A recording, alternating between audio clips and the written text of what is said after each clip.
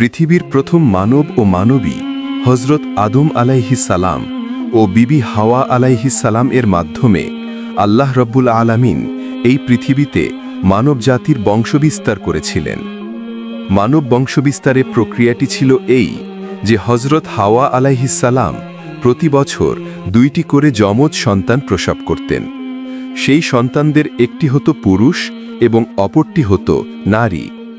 হজরত আদম ও বিবি হাওয়া প্রথম জোড়ার পুরুষ সন্তানের নাম রাখা হয়েছিল কাবিল এবং কন্যা সন্তানের নাম রাখা হয়েছিল আকলিমা।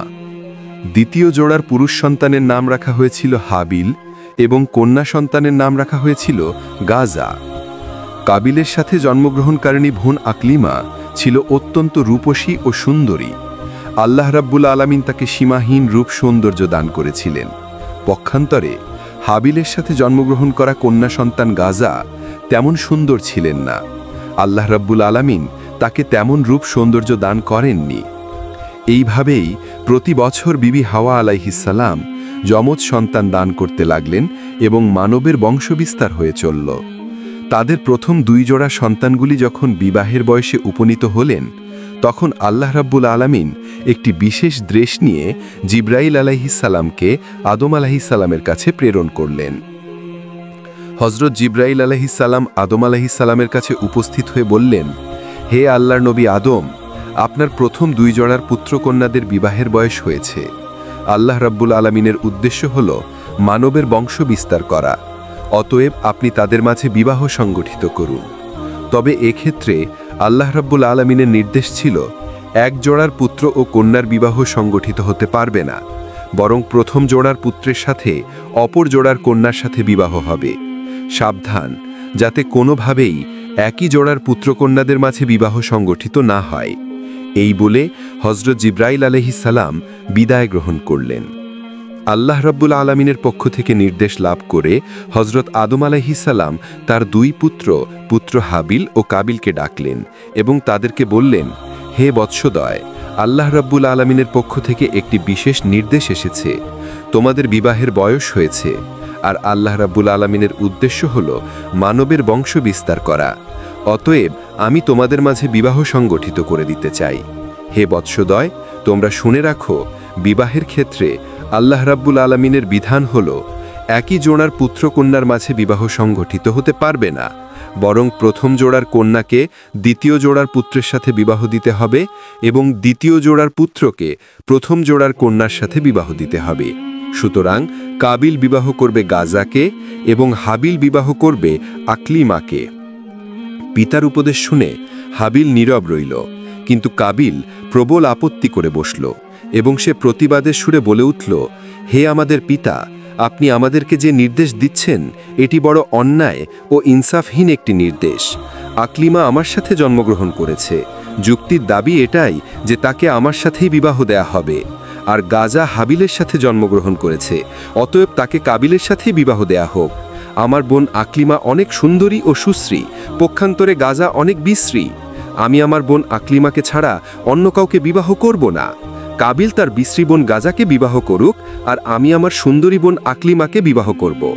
আল্লাহ তাআলা তো আমাদেরকে মায়ের গর্ভে জোড়ায় জোড়ায় সৃষ্টি করেছেন। অতএব দুনিয়ার জমিনে ভূমিষ্ঠ হবার পরে আপনি কেন এই জোড়া ভাঙতে চাচ্ছেন? এটা তো কঠিন জুলুম, অত্যাচার এবং ন্যায়নীতিহীন একটি আদেশ। পিতা আমার, মনে হয় আপনি হাবিলকে অধিক ভালোবাসেন, তাই তার সাথে আমার সুন্দরী বোন আকলিমাকে বিবাহ দিতে চাচ্ছেন। তবে আমিও আমার পরিষ্কার সিদ্ধান্ত জানিয়ে দিচ্ছি, আমি হাবিলের সাথে আকলিমার বিবাহ কোনোভাবেই মেনে নেব না। যে করেই হোক আমার বোন আকলিমাকে আমি বিবাহ করব। আমি আপনাকে আগেই জানিয়ে দিচ্ছি, আমাদের বিবাহ নিয়ে যদি কোনো দুর্ঘটনা সৃষ্টি হয় তার জন্য আপনি দায়ী থাকবেন। কাবিলের কথা শুনে আদম আলাইহিস সালাম বললেন, বৎস, তুমি হয়তো মনে করেছ এইগুলো আমার নিজের বানানো কোনো কথা। আমি এবার নিজে থেকে কোনো কিছুই করছি না, বরং আমি আল্লাহ রাব্বুল আলামিনের হুকুমগুলি তোমাদেরকে শুনিয়ে দিলাম মাত্র। আর তুমিও জেনে রাখো, আল্লাহ রাব্বুল আলামিনের বিধানের সামান্যতম আমি নড়চড় করব না। তার নির্দেশ অনুসারে তোমাদের বিবাহ সংঘটিত হবে। আমি একবার তার হুকুম অমান্য করে বেহেশত থেকে দুনিয়ায় নিক্ষিপ্ত হয়েছি। আমি আর কোনোদিন তার কোনো নির্দেশ অমান্য করতে পারবো না। পুনরায় যদি আমি আমার প্রতিপালকের হুকুমের অন্যথা করি, তাহলে আমার উপর কোন বিপদ আসবে আমি তা জানি না। আমি আমার প্রতিপালকের আযাব ও শাস্তি নিয়ে অত্যন্ত ভীত সন্ত্রস্ত। অতএব হে বৎস, অবনত চিত্তে আল্লাহ রাব্বুল আলামিনের হুকুম মেনে নাও এবং তিনি যেভাবে বিবাহের ফরমান জারি করেছেন সেই মতেই বিবাহ করার জন্য প্রস্তুত হয়ে যাও।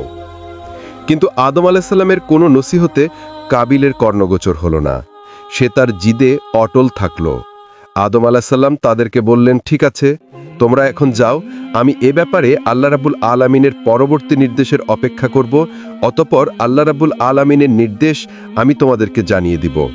এরপর হযরত আদম আলাইহিস সালাম আল্লাহ রাব্বুল আলামিনের দরবারে দোয়া করলেন, হে মাবুদ, আমার সন্তানদের বিবাহের ব্যাপারে যে ফিতনা সৃষ্টি হয়েছে তা তুমি সবকিছুই দেখেছ। আমাকে এ ব্যাপারে একটি উত্তম ফায়সালা দান করুন, যাতে করে প্রত্যক্ষভাবে তারা এর একটি প্রমাণ পেতে পারে। হযরত আদম আলাইহিস সালামের দোয়ার পরিপ্রেক্ষিতে আল্লাহ রাব্বুল আলামিনের নির্দেশ নিয়ে জিব্রাইল আলাইহিস সালাম তার কাছে আগমন করলেন এবং তিনি বললেন, হে আদম, আপনি আপনার পুত্রদ্বয়কে কুরবানি করার নির্দেশ দিন। তারা তাদের কুরবানি নিয়ে পাহাড়ে রেখে আসবে। যার কুরবানি কবুল করা হবে সেই আকলিমাকে বিবাহ করবে। আল্লাহ রাব্বুল আলামিনের পক্ষ থেকে এরূপ নির্দেশ পেয়ে হযরত আদম আলাইহিস সালাম পুনরায় তার পুত্রদেরকে ডাকলেন এবং তিনি তাদেরকে বললেন, হে বৎসদয়, আল্লাহ রাব্বুল আলামিনের নির্দেশ হলো তোমরা দুজনেই কুরবানি করবে এবং তোমাদের কুরবানি পাহাড়ের উপর রেখে আসবে। যার কুরবানিকে আল্লাহ রাব্বুল আলামিন কবুল করবেন সেই আকলিমাকে বিবাহ করতে পারবে। অতএব যাও, তোমরা তোমাদের কুরবানি পাহাড়ের উপর রেখে আসো। হযরত আদম আলাইহিস সালামের যুগে কুরবানির নিয়ম ছিল কুরবানির গোশত পাহাড়ের উপর রেখে আসা হতো। আল্লাহ রাব্বুল আলামিন যার কুরবানি কবুল করতেন তার কুরবানি আগুন এসে জ্বালিয়ে দিত। আর এটি ছিল কুরবানি কবুল হওয়ার নির্দেশ ও আলামত। পিতার নির্দেশ পেয়ে হাবিল ও কাবিল তাদের নিজ নিজ মাল থেকে কুরবানির গোশত সংগ্রহের জন্য চলে গেল। কাবিল ছিল কৃষক, সে কৃষিকাজ করে শস্য উৎপন্ন করত। সুতরাং সে তার কৃষি পণ্যের মাধ্যমে কুরবানির সামগ্রী সংগ্রহের জন্য মনস্থির করল। পক্ষান্তরে হাবিল ছিল একজন মেষ পালক। সে মেষ ছড়িয়ে জীবিকা উপার্জন করত। তাই সে তার মেষগুলির থেকে আল্লাহ রাব্বুল আলামিনের রাস্তায় একটি কুরবানির জন্য মনস্থির করল। এক্ষেত্রে সে তার সবচেয়ে উত্তম ও মোটা তাজা মেষটিকে আল্লাহ রাব্বুল আলামিনের রাস্তায় কুরবানি করার জন্য শয়ন করল। অতঃপর কাবিল ও হাবিল তাদের কুরবানি পাহাড়ের উপর রেখে আসলো। মুফাসসিরিনে কেরামেরা উল্লেখ করেছেন যে হযরত আদম আলাইহিস সালামও তাদের সাথেই সেই স্থানে উপস্থিত ছিলেন। এর কিছুক্ষণ পরেই আল্লাহ রাব্বুল আলামিনের পক্ষ থেকে এক খণ্ড আগুন এসে হাবিলের কুরবানিকে জ্বালিয়ে দিল। এই দৃশ্য দেখে হাবিল অত্যন্ত খুশি ও আনন্দিত হয়ে আল্লাহ রাব্বুল আলামিনের দরবারে শুকরিয়া জ্ঞাপন করতে লাগল। পক্ষান্তরে কাবিল লজ্জায় অনুতাপে হিংস্র ও ক্রুদ্ধ মূর্তি ধারণ করল। সে আদম আলাইহিস সালামকে বলল, পিতা, আপনি হাবিলকে অধিক ভালোবাসেন এবং তার জন্য দোয়া করেছেন, তাই তার কুরবানি কবুল হয়েছে, কিন্তু আমাকে ভালোবাসেন না এবং আমার জন্য দোয়া করেননি, তাই আমার কুরবানি কবুল হয়নি। এবং সে হাবিলকে লক্ষ্য করে বলল, হাবিল, অবশ্যই আমি তোমাকে হত্যা করব। হাবিল প্রতিউত্তরে বলল, হে ভ্রাতা, তুমি যদি আমাকে হত্যা করার জন্য তোমার হাত সম্প্রসারিত করো, আমি তোমাকে হত্যা করার জন্য আমার হাত সম্প্রসারিত করব না। আমি চাই তুমি আমার পাপ এবং তোমার পাপ করো। আর কেবলমাত্র মুত্তাকিদের পক্ষ থেকে আল্লাহ রাব্বুল আলামিন কবুল করে থাকেন। হযরত আদম আলাইহিস সালাম তাকে বললেন, বৎস, তুমি নিজের চোখেই প্রত্যক্ষ করলে আল্লাহ রাব্বুল আলামিনের মার্জি ও ইচ্ছা কোনটি। অতএব আল্লাহ রাব্বুল আলামিনের মার্জি ও ইচ্ছার প্রতি সন্তুষ্ট থেকো। তুমি হাবিলের সাথে সংহত বজায় রাখো এবং আল্লাহ রাব্বুল আলামিনের ফরমান অনুযায়ী বিবাহ করায় রাজি হয়ে যাও। এতে আল্লাহ রাব্বুল আলামিন অত্যন্ত খুশি হবেন এবং দুনিয়া ও আখেরাত উভয় জাহানে তোমার কল্যাণ হবে। কিন্তু কাবিল পিতার কোনো কথার দিকে কর্ণপাত করল না। সে নিজের অপমানের জ্বালায় হাবিলের প্রতি আরও শত্রু ভাবাপন্ন হয়ে পড়ল। সে দৃঢ় প্রতিজ্ঞা করল যে করেই হোক হাবিলকে হত্যা করবে। এরপর থেকে সে হাবিলকে হত্যা করার জন্য সুযোগ খুঁজতে লাগল। কিন্তু আদম আলাইহিসসালাম বিদ্যমান থাকার কারণে সে কোনোভাবেই এই সুযোগ পাচ্ছিল না। এর কিছুদিন পরেই আল্লাহ রাব্বুল আলামিনের পক্ষ থেকে হযরত আদম আলাইহিসসালামের কাছে নির্দেশ আসলো, হে আদম, তুমি আমার ঘর বাইতুল্লাহ জিয়ারত করার জন্য মক্কার উদ্দেশ্যে গমন করো। আদম আলাইহিসসালাম আল্লাহ রাব্বুল আলামিনের পক্ষ থেকে এই নির্দেশ লাভ করার পরে আকাশের দিকে লক্ষ্য করে তিনি বললেন, হে আকাশ, তুমি কি আমার সন্তান সন্ততিদেরকে রক্ষার দায়িত্ব গ্রহণ করতে পারবে? প্রতিউত্তরে আকাশ বলল, হে আদম, আমি তোমার সন্তানদেরকে রক্ষার দায়িত্ব গ্রহণ করতে পারবো না। এরপরে হযরত আদম আলাইহিসসালাম পাহাড়কে লক্ষ্য করে বললেন, হে পাহাড়, তুমি কি আমার সন্তানদেরকে রক্ষার দায়িত্ব গ্রহণ করতে পারবে? পাহাড় জবাব দিল, হে আদম, আমি তোমার সন্তানদেরকে রক্ষার দায়িত্ব গ্রহণ করতে পারবো না। অতঃপর হযরত আদম আলাইহিসসালাম জমিনকে লক্ষ্য করে বললেন, হে জমিন, তুমি কি আমার সন্তানদেরকে রক্ষার দায়িত্ব গ্রহণ করতে পারবে? জমিনও হযরত আদম আলাইহিসসালামকে একই উত্তর দিল। তখন হযরত আদম আলাইহিসসালাম হাবিলকে বলল, হে হাবিল, তুমি কি আমার সন্তানদেরকে রক্ষার দায়িত্ব গ্রহণ করতে পারবে? হাবিল বলল, হে আমার পিতা, আল্লাহ যদি আমার উপর অনুগ্রহ করেন তাহলে অবশ্যই আমি এই দায়িত্ব গ্রহণ করতে রাজি আছি। এরপর হযরত আদম ও বিবি হাওয়া স্বীয় সন্তানদেরকে রক্ষণাবেক্ষণের দায়িত্ব হাবিলের কাছে ন্যস্ত করে মক্কার উদ্দেশ্যে রওনা করলেন। আদম আলাইহিসসালাম হজে গমন করার পরে কাবিল তার উদ্দেশ্য সিদ্ধির জন্য একটি বিশাল সুযোগ পেয়ে গেল। এতদিনে সে পিতার শাস্তির ভয়ে তার উদ্দেশ্য সিদ্ধি করতে পারছিল না, কিন্তু যখন পিতা তাদের থেকে দূরে চলে গেল তখন আর কিসের ভয়? কোনো একদিন হাবিল বকরিয়ার মেষপাল চড়াতে মাঠে গেল। এরপর সে ক্লান্ত হয়ে একটি বৃক্ষের ছায়ায় ঘুমিয়ে পড়ল। যখন দেখল হাবিল নির্জন একটি প্রান্তে গাছের ছায়ায় একাই ঘুমিয়ে রয়েছে, সেটিকে বিশেষ সুযোগ মনে করতে লাগলো। সে ভাবল হাবিলকে হত্যা করার এটাই উপযুক্ত সময়, কিন্তু সে একটি বিপদের সম্মুখীন হয়ে গেল। হত্যা করবে তো ঠিকই, হত্যা করবে কি উপায়ে তা সে স্থির করতে পারল না। যেহেতু ইতিপূর্বে কেউ কোনো মানুষ হত্যা করেনি, তাই এই পদ্ধতি কাবিলের জানা ছিল না। মানবজাতির চিরশত্রু ইবলিস যখন দেখল হত্যা করা নিয়ে কাবিল একটি বিশেষ সমস্যায় পতিত হয়েছে, তখন সে ভাবতে লাগলো, অবশ্যই তাকে সাহায্য করা আমার একান্ত দায়িত্ব ও কর্তব্য। মূলত সে তো এরকম একটি সুযোগের অপেক্ষাই ছিল। তাই সে আর কাল বিলম্ব না করে একজন পথিকের আকৃতিতে কাবিলের সামনে আত্মপ্রকাশ করল। অতঃপর সে তার শয়তানের শক্তির বলে একটি কৃত্রিম সাপ তৈরি করল। সাপটি ধীরে ধীরে মানবরূপী ইবলিসের দিকে এগিয়ে আসতে লাগলো। ইবলিস জমিন থেকে একটি পাথর উঠিয়ে সাপের মাথা লক্ষ্য করে ছুঁড়ে মারল। ফলে সাপের মাথা চূর্ণবিচূর্ণ হয়ে গেল এবং সেখানেই সাপটি প্রাণ ত্যাগ করল। হত্যা করার এই পদ্ধতি দেখে কাবিল অত্যন্ত খুশি হলো এবং সে স্থির করল এই পদ্ধতিতে তার ভাই হাবিলকে হত্যা করবে। হত্যা করার পদ্ধতি শেখার পরে কাবিল ধীরে ধীরে হাবিলের দিকে এগিয়ে যেতে লাগলো। যখন সে হাবিলের কাছে পৌঁছে গেল তখন সে বিরাট একটি পাথর হাতে তুলে নিল। অতঃপর সেই পাথরটিকে ঘুমন্ত হাবিলের মাথা লক্ষ্য করে প্রচণ্ড বেগে ছুঁড়ে মারল। পাথরের আঘাতে হাবিলের মাথা ফেটে উসির হয়ে গেল এবং সাথে সাথে সে মৃত্যুর কোলে ঢলে পড়ল। হাবিলের মৃত্যু তো হলো ঠিকই, কিন্তু এখন একটি নতুন সমস্যা দেখা দিল, আর তা এই যে হাবিলের মৃত্যুদেহ কিভাবে গোপন করবে, সে নিজেকে আত্মরক্ষা করবে। তার মনে এই চিন্তা দেখা দিল যে যদি হাবিলের লাশ এইভাবে এখানে পড়ে থাকে তাহলে তার মৃত্যুর কথা নিশ্চয়ই পিতার কর্ণগোচর হবে এবং আমি যে তার হত্যাকাণ্ড ঘটিয়েছি এটা অবশ্যই তিনি বুঝতে পারবে। সুতরাং হাবিলের মৃত্যুর খবর কিছুতেই যাতে পিতার কানে না পৌঁছায় এবং তার লাশেরও যাতে তিনি সন্ধান না পান, এই জন্য তার লাশ গোপন করার দরকার। কিন্তু কাবিল বুঝতে পারছিল না কিভাবে তার ভাই হাবিলকে সে দাফন করবে। যেহেতু ইতিপূর্বে এই কাজ পৃথিবীর কোনো মানুষই করেনি, তাই কাবিল তার ভাই হাবিলের মৃত্যু লাশ কাঁধে নিয়ে এদিকে সেদিকে ঘুরতে লাগলো আর সে ভাবতে লাগলো কিভাবে এই লাশকে গোপন করা যায়। অনেক মুফাসসিরে কেরাম বলেছেন কাবিল এইভাবে তার ভাইয়ের লাশটিকে নিয়ে 1 বছর পর্যন্ত ঘুরে বেরিয়েছিল। অনেকের মতে কয়েক মাস ঘুরেছিল, আবার কেউ কেউ বলে কয়েকদিন বা কয়েক সপ্তাহ পর্যন্ত ঘুরেছিল। সঠিক ব্যাপারটি আল্লাহ রব্বুল আলামিনই ভালো জানেন। কাবিল যখন তার ভাই হাবিলের মৃত লাশ কাঁধে করে এইভাবে ঘুরে বেড়াচ্ছিল, তখন আল্লাহ রব্বুল আলামিন ইচ্ছা করলেন যে তাকে 2টি নিকৃষ্ট প্রাণী দিয়ে মানুষ দাফন করার কাজটি শিক্ষাদান করবেন। এই জন্য তিনি তার সামনে 2টি কাক পাঠিয়ে দিলেন। কাক 2টি কাবিলের সামনে আবির্ভূত হয়ে ভীষণ মারামারি শুরু করে দিল। তারা একে অপরকে ঠোঁট দিয়ে ঠোকরাতে শুরু করল। এরপর একটি কাক অপর কাকটিকে হত্যা করল।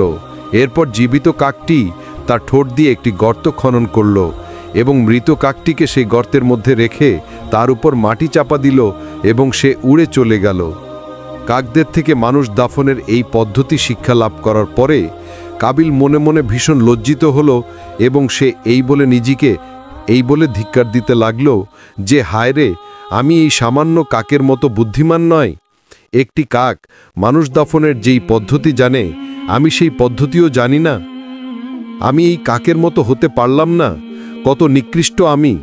কাকদের থেকে মানুষ দাফনের এই পদ্ধতি শিক্ষা লাভ করার পরে কাবিল ও তার ভাই হাবিলকে দাফন করার জন্য একটি কবর খনন করল। অতঃপর সেই কবরে হাবিলের লাশ রেখে তার উপর মাটি চাপা দিল। হাবিলের লাশ দাফন করার পরে সে একেবারে নিশ্চিত হয়ে গেল এবং মনে মনে ভাবতে লাগল, যে করেই হোক এই বিপদ থেকে আমি নিষ্কৃত লাভ করলাম। এখন আর আমাকে থামায় কে? আকলিমাকে তো আমি বিবাহ করবই। এসব ভাবতে ভাবতে সে পথ চলছিল আর অপেক্ষা করছিল কখন সে বাড়িতে গিয়ে পৌঁছাবে। এমন সময় আল্লাহ রাব্বুল আলামিন জমিনকে নির্দেশ দিলেন, হে জমিন, তুমি কাবিলের দেহ হাঁটু পর্যন্ত গ্রাস করে ফেলো, তাকে নাড়াচাড়া করতে দিও না। সে তার নিজের ভাইকে হত্যা করে মহাপাপীতে পরিণত হয়েছে। জমিন সাথে সাথে আল্লাহ রাব্বুল আলামিনের নির্দেশ পালন করল এবং কাবিলকে হাঁটু পর্যন্ত গ্রাস করে ফেলল। হতভাগ্য কাবিল আর তার পা টেনে জমিন থেকে তুলতে পারল না। সে বুঝতে পারল এই শাস্তি আল্লাহ রব্বুল আলামিনের পক্ষ থেকে এসেছে। এই কথা বুঝতে পেরে সে আল্লাহ রব্বুল আলামিনের দরবারে কাকুতি মিনতি করে বলতে লাগল, হে মাবুদ, ইবলিশ গুনাহ করে তোমার দরবার থেকে বিতাড়িত হয়েছিল মাত্র, কিন্তু জমিন তাকে এইভাবে গ্রাস করেনি। আমার অপরাধ কি ইবলিশের অপরাধের চেয়েও বড় যে জমিন আমাকে এইভাবে গ্রাস করে নিল? আল্লাহর পক্ষ থেকে তাকে জবাব দেয়া হলো, ওরে দুরাচার, সে যত বড় অপরাধ করুক না কেন, সে নিজের হাতে নিজের ভাইকে হত্যা করেনি। কাবিল আবার বলল, হে মাবুদ, আমার পিতা বেহেশতে অবস্থানকালে তোমার হুকুম অমান্য করে বড় গুনাহ করেছিল। তাকে তুমি শাস্তি দিয়েছ বটে, কিন্তু তাকেও তো জমিন এইভাবে গ্রাস করেনি। আল্লাহর তরফ থেকে জবাব আসলো, হে নিষ্ঠুর, তোমার পিতা আমার আদেশ অমান্য করে অন্যায় করেছিল নিজের প্রতি, কিন্তু তুমি এমন অপরাধ করেছ যাতে অন্যের হক নষ্ট হয়েছে। তুমি অন্যের প্রতি অবিচার করেছ, সুতরাং তোমার অপরাধ সর্বাপেক্ষা গুরুতর। এরপর আল্লাহ রব্বুল আলামিন জমিনকে নির্দেশ দিলেন, হে জমিন, তুমি কাবিলের দেহকে তার বুক পর্যন্ত গ্রাস করে ফেলো। সাথে সাথে জমিন আল্লাহ রব্বুল আলামিনের হুকুম পালন করল এবং কাবিলের দেহকে বুক পর্যন্ত গ্রাস করে ফেলল। তখন কাবিল দিশেহারা হয়ে ব্যাকুলভাবে আল্লাহর দরবারে মিনতি জানাতে লাগল, হে দয়াময় প্রভু, আমি না বুঝেই ইবলিশের প্রচারণায় পড়ে আমার ভাই হাবিলকে হত্যা করেছি এবং অন্যায় করেছি। সত্যি এর চেয়ে বড় অন্যায় আর কিছুই নেই, কিন্তু হে দয়াময়, তোমার কৃপা অপরিসীম, তুমি সব কিছু ক্ষমা করে দিতে পারো। হে আল্লাহ, আমি আমার পিতার নিকট শুনেছি যে তার গুনাহটি তোমার প্রিয় হাবিব মুহাম্মদ সাল্লাল্লাহু আলাইহি ওয়াসাল্লামের ওসিলায় ক্ষমা করেছিলে। আমাকেও তুমি তোমার সেই মহান হাবিবের বরকতের ওসিলায় ক্ষমা প্রদর্শন করো। এবার আল্লাহ রব্বুল আলামিন তার প্রিয় হাবিবের সম্মান ইজ্জত রক্ষার তাগিদে জমিনকে বলল, হে জমিন, তুমি কাবিলকে ছেড়ে দাও। কাবিল জমিনের কবল থেকে মুক্তি লাভ করার পরে ভাবতে লাগল, যেভাবেই হোক এই বিপদ থেকে আমি রক্ষা পেলাম, এবার আর আমাকে ঠেকায় কে? আকলিমাকে তো আমি বিবাহ করবই। কাবিলের এই কথা চিন্তা করার সাথে সাথে আল্লাহ রাব্বুল আলামিনের একজন আযাবের ফেরেশতা এসে তাকে পাকড়াও করল এবং তাকে একটি পাহাড়ে বন্দী করে তার মাথায় একটি পাথর দ্বারা আঘাত করল, আর সাথে সাথে কাবিলের মৃত্যু হয়ে গেল এবং আল্লাহ রাব্বুল আলামিন পুনরায় তাকে জীবিত করে দিল। পুনরায় সেই ফেরেশতা তার মাথায় পাথর দ্বারা আঘাত করল এবং পুনরায় সে মৃত্যুবরণ করল। বলা হয়ে থাকে, কিয়ামত পর্যন্ত এই ফেরেশতা কাবিলকে এইভাবে শাস্তি দিতে থাকবে। সহিহ মুসলিম শরীফে রাসূল পাক সাল্লাল্লাহু আলাইহি ওয়াসাল্লামের পক্ষ থেকে এই হাদিসটি বর্ণিত হয়েছে। রাসূল সাল্লাল্লাহু আলাইহি ওয়াসাল্লাম বলেছেন, কিয়ামত পর্যন্ত যত অন্যায় হত্যাকাণ্ড ঘটবে, সেই পাপের একটি অংশ আদম আলাইহিস সালামের পুত্র কাবিলের আমলনামায় লেখা হবে। কেননা সেই প্রথম ব্যক্তি যে হত্যার মতো ভয়ঙ্কর এই পাপ কাজকে পৃথিবীর জমিনে চালু করেছিল। কাবিল যখন হাবিলকে হত্যা করেছিল তখন আদম আলাইসাল্লাম হজ আদায়ের জন্য মক্কা শরীফে ছিলেন। আদম আলাইসাল্লাম দেশে ফিরে এসে হাবিলের সন্ধান না পেয়ে তার সন্তানদের কাছে জিজ্ঞেস করলেন, হে বৎসরা, তোমরা কি তোমাদের ভাই হাবিলের কোনো সন্ধান জানো? আমি তাকে দেখছি না কেন? আদম আলাইসাল্লামের সন্তানেরা তাকে উত্তর দিল, হে পিতা, আপনি হজ করে যাওয়ার কিছুদিন পর থেকেই আমরা আমাদের ভাই হাবিল ও কাবিল দুজনকেই দেখছি না। আমরা তাদেরকে অনেক খোঁজ করেছি, কিন্তু তাদের কোনো সন্ধান পাইনি। আমরা জানি না তারা কোথায় আছে, কি করছে। তাদের কথা শুনে আদম আলাইসাল্লাম বুঝতে পারলেন অবশ্যই কাবিল হাবিলকে হত্যা করেছে, আর সে তো তাকে ইতিপূর্বে হত্যার হুমকি দিয়ে রেখেছিল। আর এই দ্বন্দ্বের একমাত্র কারণ যে তার কুপুত্র কাবিলের এর অন্যায় জেদি ছিল তা তিনি জানতেন। সুতরাং কাবিলের কারণে তার মনে কোনোরূপ দুঃখ হলো না, কিন্তু কাবিলকে হারিয়ে তিনি একেবারেই শোকাকুল হয়ে পড়ল। অতপর তিনি আল্লাহ রব্বুল আলমিনের দরবারে কাঁদতে কাঁদতে প্রার্থনা করলেন, হে আল্লাহ, হাবিলকে যদি হত্যা করা হয়ে থাকে তবে তার কবর এবং মৃত্যু লাশের চিহ্নটুকু তুমি আমাকে দেখিয়ে দাও, তাতে আমি শান্তি পাব। আদম আলাইসাল্লামের এই দোয়ার পরিপ্রেক্ষিতে আল্লাহ রব্বুল আলমিন তাকে জানিয়ে দিলেন, হে আদম, তোমার পুত্র কাবিল তোমার সন্তান হাবিলকে হত্যা করেছে, এজন্য কিয়ামত পর্যন্ত তাকে এই পাপের শাস্তি ভোগ করতে হবে, এবং পৃথিবীতে তোমার যত সন্তানই অন্যায়ভাবে হত্যাকাণ্ড সংঘটিত করবে সেই হত্যাকাণ্ডের পাপের একটি অংশ তোমার পুত্র কাবিলের আমলনামায় লিপিবদ্ধ করা হবে। অতপর আল্লাহ রব্বুল আলমিন তাকে হাবিলের মৃত্যুর জায়গাও তার কবর সম্পর্কে জানিয়ে দিলেন। আল্লাহ রাব্বুল আলমিনের পক্ষ থেকে এই সংবাদটি জানার পরে আদম আলাইসাল্লাম সেই স্থানে গেলেন এবং তিনি কবর থেকে কাবিলের লাশটি উঠিয়ে দেখলেন তার মাথা চূর্ণ বিচূর্ণ করে দেয়া হয়েছে এবং তার সারা শরীরে এখনও রক্তে রঞ্জিত হয়ে রয়েছে। তখন হযরত আদম আলাইসাল্লাম হাবিলের লাশটিকে বাড়িতে নিয়ে আসলেন। পুত্রের এই অবস্থা দেখে বিবি হাওয়াও কাঁদতে কাঁদতে অস্থির মেয়ে গেলেন। অতপর তারা সিদ্ধান্ত নিলেন হাবিলের লাশটিকে একটি সন্দুকে করে তাদের কাছেই রেখে দিবেন। তাদের এই চিন্তা করার পরে জিব্রাইল আলাইসাল্লাম আল্লাহর হুকুম নিয়ে তাদের কাছে এসে বললেন, হে আদম ও হাওয়া, আপনারা যেই সিদ্ধান্ত নিয়েছেন এটি আল্লাহ রাব্বুল আলমিনের সিদ্ধান্ত নয়। কোনো মৃত্যু মানুষকে আপনারা আপনাদের কাছে রেখে দিতে পারবেন না, বরং আল্লাহ রাব্বুল আলমিনের হুকুম হলো তাকে আপনারা উত্তম রূপে গোসল করিয়ে জমিনে পুনরায় দাফন করে দিন। জিব্রাইল আলাইসাল্লামের পরামর্শে আদম আলাইসাল্লাম পুনরায় তার পুত্র হাবিলের লাশটিকে উত্তম রূপে কাফনের কাপড় পরিধান করে দাফন করে দিলেন। তো সম্মানিত দর্শকবৃন্দ, এই ছিল হাবিল এবং কাবিলের হত্যাকাণ্ডের ঘটনা।